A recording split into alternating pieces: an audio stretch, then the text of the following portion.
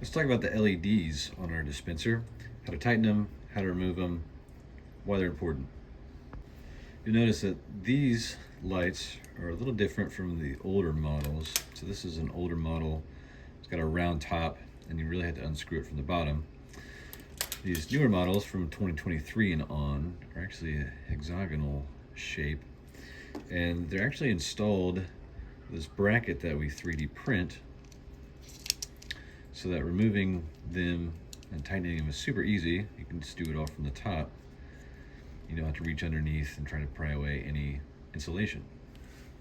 If you're noticing maybe there's a lot of dripping happening underneath your dispenser, or the foam insulation on the bottom is looking soaked and you can see dripping come out of there, you got a lot of gunk built up, gnats are flying all around the place, you might need to tighten one of these LEDs. That's super simple to do.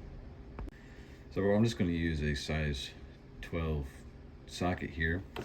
We want to turn off the dispenser. I'm going to remove the cup coupler here, and then we're just going to check the tightness here. Really, you can try to do more of a quarter turn.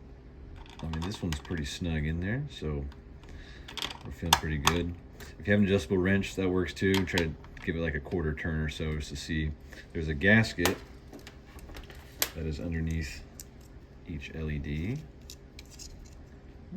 If you start to see it splay out, you might be just a little bit too tight. But really just a good firm snug is all you're going to need for these. So if you're going to remove your LEDs, you can tip your dispenser back like a car hood. Access the underside a little easier. And your LEDs are going to be these two white and black pair of wires, and you can see on this, it's just a clip that you got to push in to remove it from here. So you can use a pin, anything that's kind of narrow, just push down on that and that'll pop right out, and then you can just unscrew it from the top and replace it that way if you need it.